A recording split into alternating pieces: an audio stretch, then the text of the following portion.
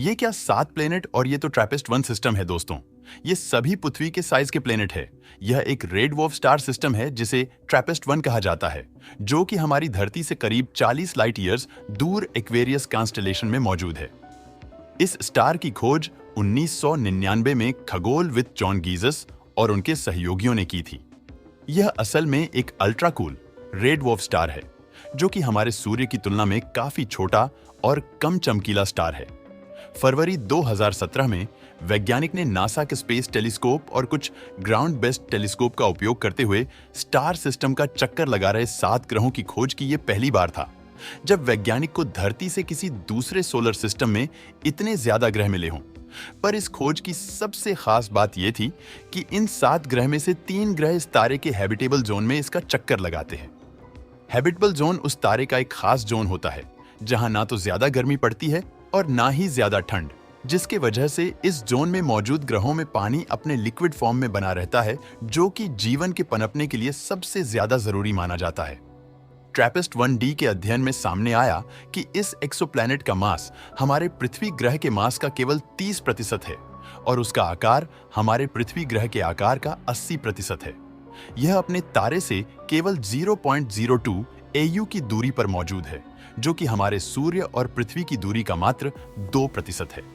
ऐसे में इसे अपने तारे का एक चक्कर पूरा करने में मात्र 4 दिनों का समय लगता है, यानी कि इस ग्रह पर एक साल केवल 4 दिनों का ही होता है। इस एक्सोप्लैनेट की सबसे खास बात यह है कि अपने तारे के हैबिटेबल जोन के इनर रीजन में मौजूद है और उसे अपने तारे से लगभग उतनी ही सनलाइट मिलती है जितनी कि पृथ्वी को हमारे सूर्य से मिलती है। ऐसे में वैज्ञानिक का मानना है कि लिक्विड वाटर के विशाल समुद्र के रूप में मौजूद हो सकता है, जिसका वॉल्यूम हमारे धरती के महासागरों में मौजूद वाटर से भी सैकड़ों गुना ज्यादा हो सकता है। इन महासागरों में जीवन के पनपने की विशाल संभावना मौजूद है। इस एक्सोप्लैनेट के सरफेस का एवरेज तापमान 9 डिग्री सेल्सियस से लेकर -18 डिग्री सेल्सियस के बीच हो सकता है, जो कि किसी प्रकार के लाइफ के इवॉल्व होने के लिए एक अनुकूल तापमान माना जाता है।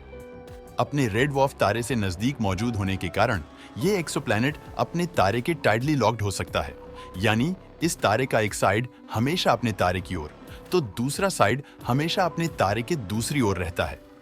ऐसे में इसके एक साइड में तापमान जीवन के लिए अनुकूल रहता है तो दूसरा साइड बेहद ही ठंडा रहता है। पर वैज्ञानिक का मानना है कि इसका एक्टिव एटमॉस्फेयर इसके दूसरे साइड तक जरूरी एनर्जी पहुंचाकर इस एक्सोप्लैनेट के क्लाइमेट को स्टेबल रखता है। ये एक रॉकी एक्सोप्लैनेट जिसका आकार दूसरे ट्रैपिस्ट 1 ग्रहों की तुलना में काफी छोटा है। ट्रैपिस्ट 1E अध्ययन में सामने आया कि इस एक्सोप्लैनेट का मास हमारे पृथ्वी ग्रह के मास का करीब 78% और इसका आकार हमारे पृथ्वी का करीब 91% है, यानी कि ये मास और आकार में हमारे पृथ्वी से काफी मिलता जुलता एक्सोप्लैनेट है।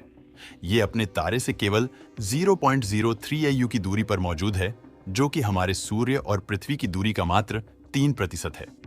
ऐसे अपने तारे का एक चक्कर पूरा करने में मात्र 6 दिनों का समय लगता है, यानी कि इस ग्रह पर एक साल केवल 6 दिनों का होता है। ये एक्सोप्लैनेट अपने तारे के हैबिटेबल जोन के मिडिल आउटर रीजन में मौजूद है, जिसकी वजह से इसे हमारे पृथ्वी की तुलना में अपने तारे से केवल 60% सनलाइट ही मिलती है।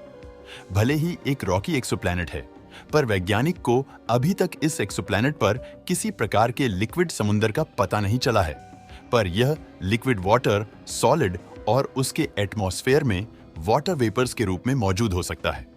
इस एक्सोप्लैनेट के सरफेस का एवरेज तापमान -25 डिग्री सेल्सियस से लेकर -40 डिग्री सेल्सियस तक चला जाता है। अपने रेड डवार्फ तारे से नजदीक मौजूद होने के कारण ये दूसरे ट्रैपिस्ट 1 ग्रहों की तरह ही अपने तारे से टाइडली लॉक्ड हो सकता है। इस वजह से एक साइड में लिक्विड वाटर वेपर्स बनकर उड़ जाता है तो एक साइड में ये सॉलिड आइस बन जाता है, पर इन दोनों के बीच एक सिल्वर लाइन मौजूद हो सकता है जहां एवरेज तापमान 0 डिग्री सेल्सियस से ऊपर रहता है, जहां पानी अपने लिक्विड फॉर्म में बना रह सकता है। इस रीजन में किसी प्रकार के लाइफ के इवॉल्व होने की बेहद ही ज्यादा संभावना मौजूद है। ट्रैपिस्ट 1F अध्ययन में सामने आया कि इस एक्सोप्लैनेट का मास हमारे पृथ्वी ग्रह के मास का करीब 70% है और इसका आकार हमारे पृथ्वी ग्रह के आकार के बराबर है। ये अपने तारे से केवल 0.04 AU की दूरी पर मौजूद है। यह अपने तारे का एक चक्कर पूरा करने में मात्र 9 दिनों का समय लगता है। ये एक्सोप्लैनेट अपने तारे के हैबिटेबल जोन के आउटर रीजन में मौजूद है। वैज्ञानिक के अनुसार इस एक्सोप्लैनेट के मास का कुल 20% हिस्सा वाटर है, जो कि सॉलिड और वाटर वेपर्स के रूप में इस ग्रह पर मौजूद हो सकता है। इस एक्सोप्लैनेट के सरफेस का एवरेज तापमान -50 डिग्री सेल्सियस से लेकर 1000 डिग्री सेल्सियस तक चला जाता है, जिसका कारण है इसका बेहद ही डेंस और थिक एटमॉस्फेयर अपने रेड डवार्फ तारे से नजदीक मौजूद होने के कारण ये दूसरे ट्रैपिस्ट वैन ग्रह की तरह ही अपने तारे से टाइटली लॉक्ड हो सकता है। यानी कि इसका एक साइड हमेशा अपने तारे की ओर तो दूसरा साइड हमेशा अपने तारे के अपोजिट साइड में रहता है। ऐसे में एक साइड में पानी वेपर बनकर उड़ जाता है तो एक साइड में ये सॉलिड बर्फ बन जाता है। पर इन दोनों के बीच एक सिल्वर लाइन मौजूद हो सकती है, जहां पानी अपने लिक्विड फॉर्म में बना रह सकता है, जिसकी वजह से इस रीजन में जीवन हो सकता है। ऐसे में वैज्ञानिक को उम्मीद है कि इन 3 ग्रहों में से किसी न किसी ग्रह पर जीवन मौजूद हो या फल फूल रहा हो।